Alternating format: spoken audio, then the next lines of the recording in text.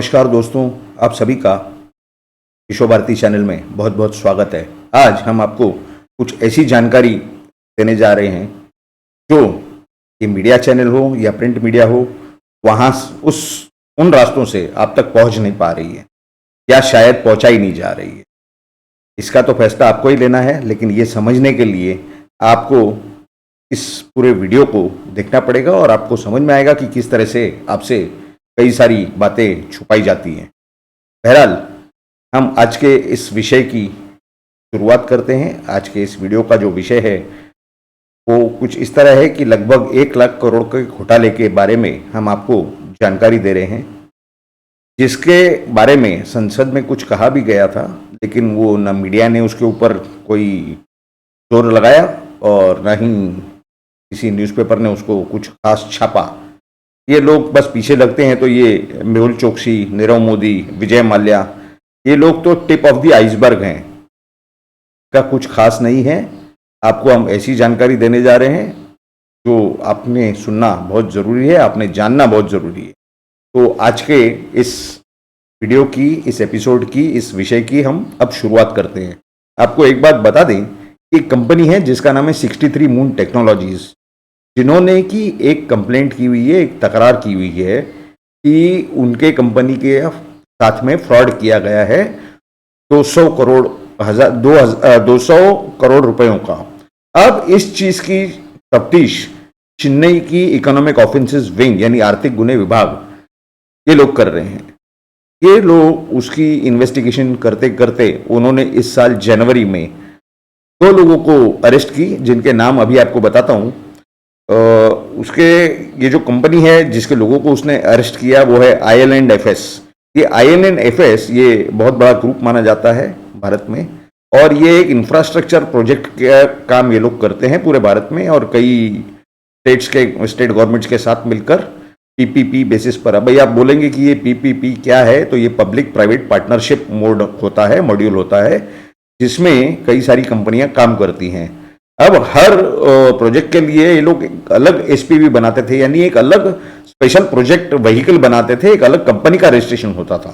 IL&FS group के under वो company रहती थी। तो आपको उन दोनों लोगों का नाम बता देते हैं। एक तो उनके पूर्व MD रामचंद्र करुणाकरन, और दूसरे जो हैं वो हरि शंकरन, जो फॉर्मर वाइस प्रेसिडेंट है IL&FS के। इन दोनों को जनवरी 2021 में इसी साल गिरफ्तार किया चेन्नई के EOW ने, और ये पूरी इन्वेस्टिगेशन बढ़ते बढ़ते मालूम पड़ा कि उसका जो किंगपिन है उसका नाम है रवि पार्थसारथी। अभी इसी महीने में इस रवि पार्थसारथी को अरेस्ट किया गया है EOW द्वारा। लेकिन इस इन्वेस्टिगेशन के बारे में और इस केस के बारे में जो सूत्रों से जानकारी मिल रही है कि चेन्नई की पुलिस, वहाँ का EOW, इनका अंदाजा और कहना ऐसा है कि ये जो स्कैम है ये लगभग 1 लाख करोड़ रुपयों के आसपास है। अभी आप समझ लीजिए, ये छोटे मोटे 200-500 करोड़ वाले जिनके पीछे ये मीडिया लगी हुई है, जैसे कि विजय माल्या, नीरव मोदी, मेहुल चोकसी, इनके बारे में कुछ खबर आएगी तो बार बार पूरे दिन चलाएंगे, 8-8, 4-4 दिनों तक ये उसका पूरा दिन रात एक कर देते हैं। लेकिन ये 1 लाख करोड़ के बारे में किसी ने कुछ नहीं कहा। क्यों नहीं कहा? जरूर इसके अंदर कोई बड़े कनेक्शन रहे होंगे, उसके ऊपर भी हम आते हैं, वो भी आपको हम पूरी जानकारी देंगे। बहरहाल, हम आपको एक विनती करते हैं कि हमारे इस विश्व भारती चैनल को आप जरूर सब्सक्राइब करें, क्योंकि ये चैनल सिर्फ हमारा नहीं, ये चैनल आपका भी है, ये आपकी सेवा में हमेशा उपलब्ध है। और आप इस चैनल को सब्सक्राइब करें, साइड में जो उसके बाजू में जो बेल का बटन दिया हुआ है उसके ऊपर क्लिक करें और उसमें ऑल नोटिफिकेशंस को एनेबल करें, ताकि इस तरह की सही जानकारी आपको सही समय मिलती रहे, उसका नोटिफिकेशन भी आपको सही समय मिलता रहे, ताकि आप ये जानकारी उस समय जैसे आपको नोटिफिकेशन आएगा आप उसे खोल करके हमारे वीडियोज या एपिसोड्स देख सकें। तो हम आते हैं फिर अपने विषय पर। तो इस बारे में जब ये रवि पार्थसारथी को अरेस्ट की गई तो आपको इनका बैकग्राउंड बता दें। ये IIM अहमदाबाद के एल्यूमिनाई हैं और इसके पहले एक सिटी बैंकर रह चुके हैं, यानी सिटी बैंक के साथ काम कर चुके हैं।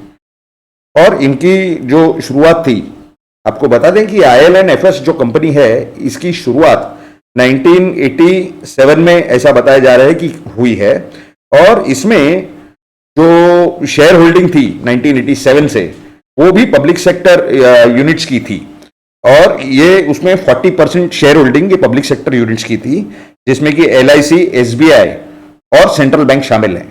1989 में ये रवि पार्थसारथी ने इस कंपनी को, इस ग्रुप को ज्वाइन किया।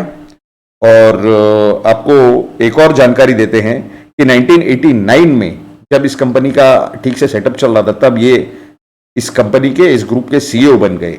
इन्हें CEO बनाया गया और ये इस ग्रुप के और इस कंपनियों के 2006 में ये चेयरमैन बने, और जुलाई 2018 में इन्होंने अपने बैड हेल्थ यानी स्वास्थ्य के प्रॉब्लम का कारण बताते हुए इन्होंने अपना त्यागपत्र दे दिया।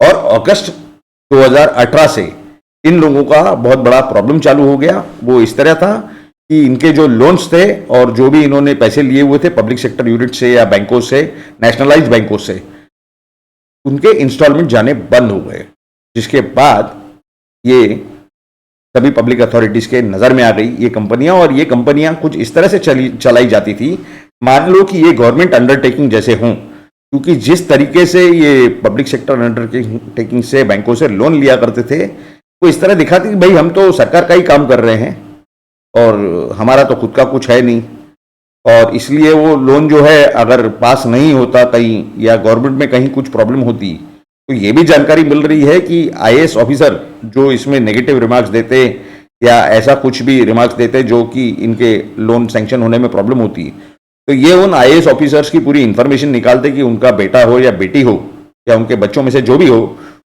वो अगर बेकार बैठे हैं, उन्हें कोई नौकरी नहीं मिल रही, तो IL&FS में उनको नौकरी लगा दी जाती थी और उनको अवा का सवा उन्हें पगार दी जाती थी, उन्हें सैलरी दी जाती थी। और सबसे बड़ी हास्यास्पद और जरूरी बात आपको बताएं कि गवर्नमेंट रिकॉर्ड्स पे ऐसा देखा गया कि कई IAS ऑफिसर्स अपनी ट्रांसफर डेप्यूटेशन पर IL&FS में दिखाए जाते थे कि ये वहां काम करेंगे जैसे कि वो कोई गवर्नमेंट कंपनी हो, जबकि ये प्राइवेट कंपनियां थी। ये पूरा ग्रुप प्राइवेट कंपनियों का IL&FS।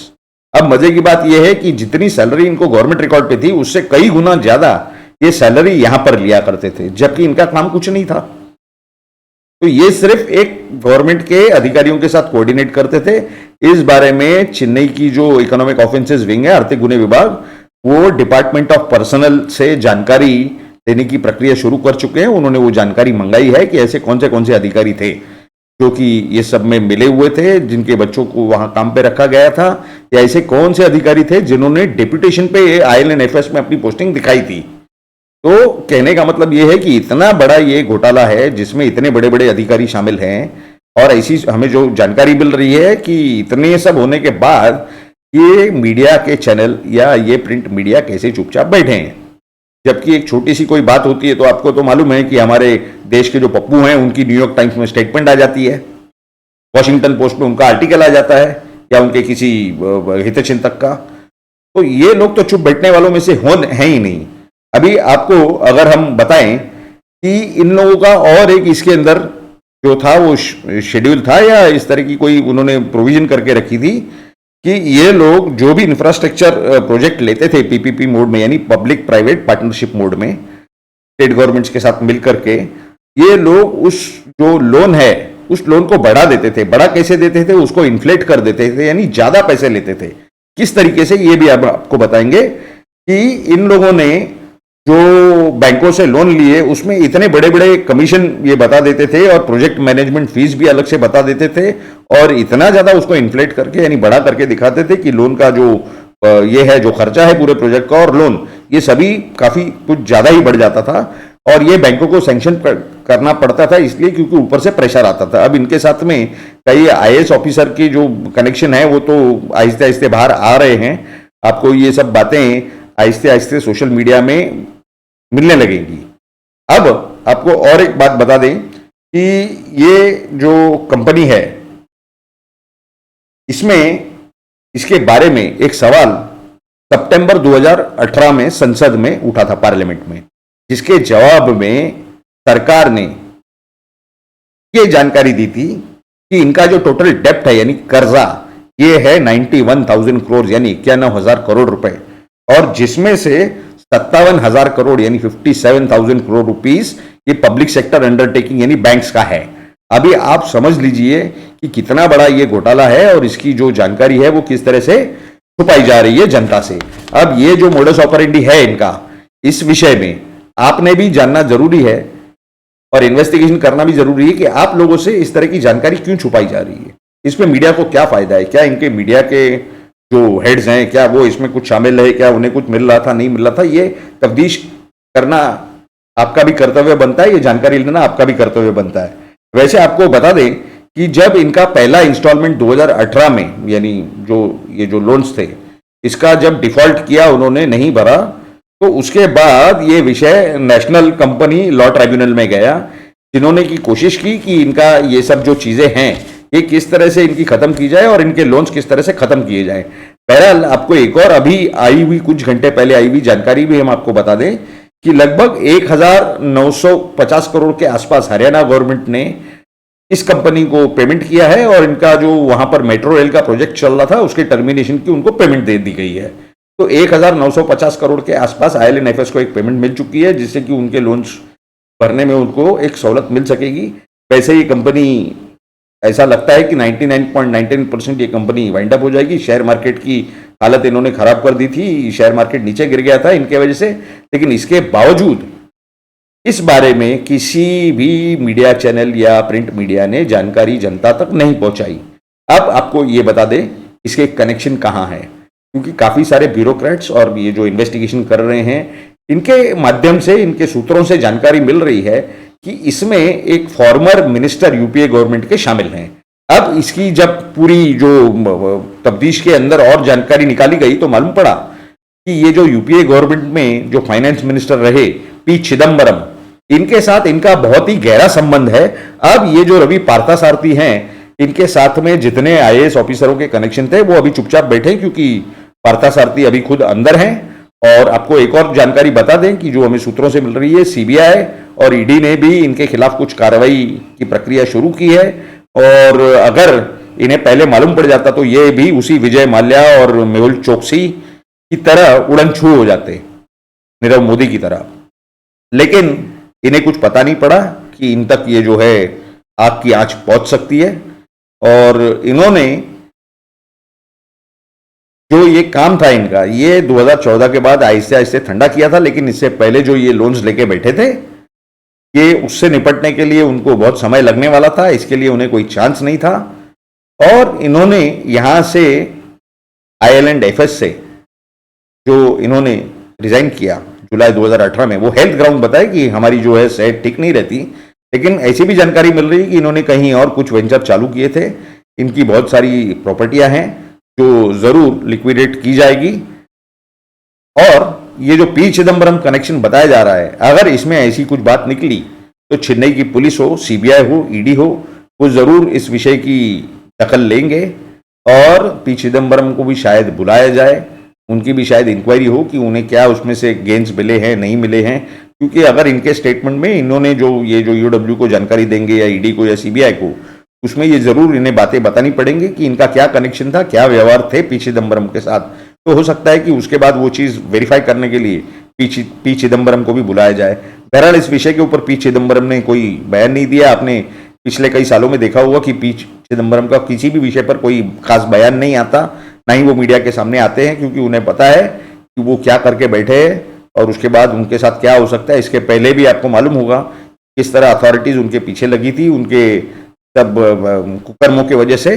और ये ED और ये CBI ये किसी को छोड़ेंगे नहीं। जब आपको याद होगा कि पिछले 70 सालों में जब भी ये एजेंसीज किसके पीछे लगती थी तो कांग्रेस वालों का एक बयान आता था, क्योंकि ये सत्ताधारी पार्टियां थी, वो कहते थे कि the law will take its own course.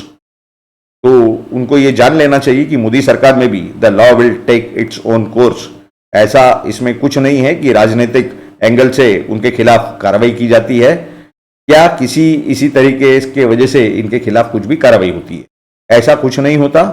और अगर ऐसा करना चाहे तो इनके कई राजनीतिक नेताओं के ऊपर कई सारे केसेस दर्ज हो जाते हैं, जो कि नहीं हो रहे, क्योंकि बिना किसी सबूत या बिना किसी आधार के किसी को खाली पीली तंग करने के बाद में अगर आखिर में न्यायालय तो विषय जाना है, क्योंकि कोई भी केस बनाएंगे तो उसकी चार्जशीट या चार्जेस वो फाइल होंगे न्यायालय में, और न्यायालय वाले अपने जो ऑर्डर है उसमें लिख देते हैं कि यहाँ इन्वेस्टिगेशन नहीं की गई या इन्वेस्टिगेशन सही नहीं की गई या जो भी है, तो वो जो अधिकारी है उनके बचने की संभावना नहीं होती, गवर्नमेंट कितना भी प्रेशर डाल दे। लेकिन इसके बावजूद आपको ये सोचना और समझना बहुत ज़रूरी है कि ये इतने सालों से ये सब चल रहा था, न मीडिया ने हाईलाइट किया, न प्रिंट मीडिया ने, न न्यूज़ मीडिया ने, न किसी मीडिया चैनल ने। अब जब ये बातें आहिस्ते आहिस्ते बाहर आने लगी हैं तो हो सकता है कि मीडिया और ये प्रिंट मीडिया या ये मीडिया चैनल ये सब इसके ऊपर आहिस्ते आहिस्ते जानकारी देना चालू कर दे। लेकिन फिलहाल अब तक इन्होंने क्यों दबाए रखी और ये किस तरह की मीडिया है कि क्या ये सिर्फ पप्पू की तरफ से काम करेंगे? जो एजेंसियां काम कर रही हैं राष्ट्र के लिए, इस देश के लिए और इस देश हित में काम कर रहे हैं और इन लोगों के खिलाफ काम कर रहे हैं, सिर्फ उन लोगों के खिलाफ जो कि इस देश के खिलाफ काम कर रहे हैं, इस देश के जो इकोनॉमी को खराब कर रहे हैं, स्पॉइल कर रहे हैं, बर्बाद कर रहे हैं, ऐसे लोगों के खिलाफ। तो क्या ये मीडिया चैनल और इनके जो ओनर्स हैं, क्या वो चाहते हैं कि हमारे देश की, इस राष्ट्र की इकोनॉमी खत्म हो, खराब हो? अगर आपने आज सुना होगा कि ये इमरान खान, इनका खुद न्यूयॉर्क टाइम्स में बयान आया है कि भारत में अगर नरेंद्र मोदी प्रधानमंत्री नहीं होते तो हमारे भारत के साथ बहुत अच्छे संबंध होते। तो इनके कहने का मतलब क्या है? इनके कहने का मतलब यही है कि नरेंद्र मोदी या उनकी सरकार ये उन्हें किसी विषय पर छोड़ती नहीं। वो छोटा सा यहाँ बम कांड करते हैं, कुछ फायरिंग करते हैं या कुछ एक्सप्लोजिव भेजते हैं, आतंकवादी हमला कराते हैं, तो उसका जवाब उन्हें मिलता है, सर्जिकल स्ट्राइक होता है, उन्हें घुस के मारा जाता है उनके घर में।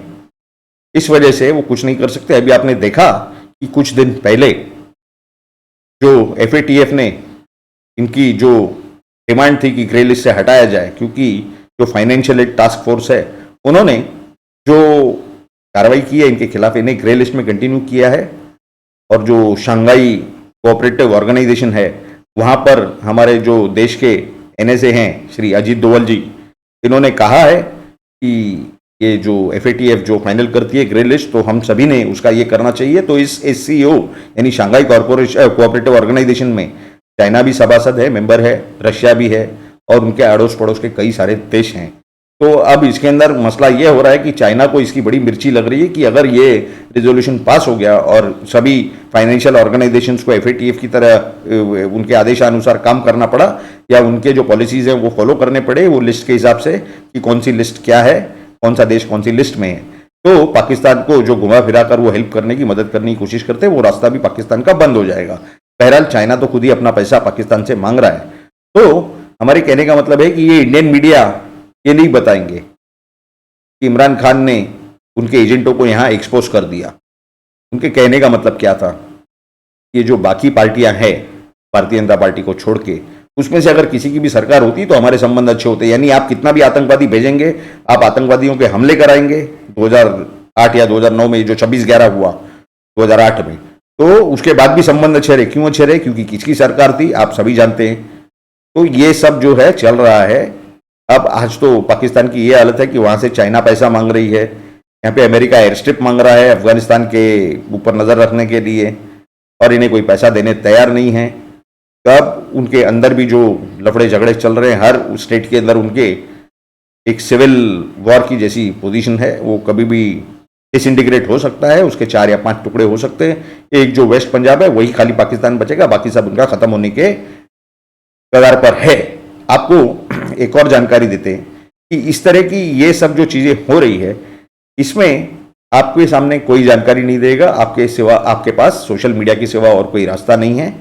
आपको इसके बारे में एविडेंस भी पूरा सोशल मीडिया में मिलेगा और कई सारे सोशल मीडिया के रास्ते हैं, यूट्यूब उसमें से एक है और हमारे पास वो अभी उपलब्ध है। इसके लिए हम इस तरह की पूरी जानकारी आपके सामने हमेशा लाते रहते हैं। आप सभी से निवेदन है कि इस वीडियो को ज़रूर लाइक करें, इस वीडियो को ज़रूर अपने सभी दोस्त, रिश्तेदार और परिवारजनों तक शेयर करें और ज़्यादा से ज़्यादा इस इंफॉर्मेशन को भारत की जनता तक पहुंचाने की जवाबदारी जितनी हमारी है उतनी आपकी भी है। हम भी उतने ही भारत के नागरिक हैं जितने आप हैं। तो आप सभी से ये निवेदन है कि इस चैनल को ज़रूर सब्सक्राइब करें और हमारे साथ इसी तरह से जुड़े रहें। आप सभी ने अपना इतना कीमती समय दिया और हमारे इस वीडियो को देखा और सही सही जानकारी ली, इसके लिए आप सभी का बहुत बहुत धन्यवाद। जय हिंद।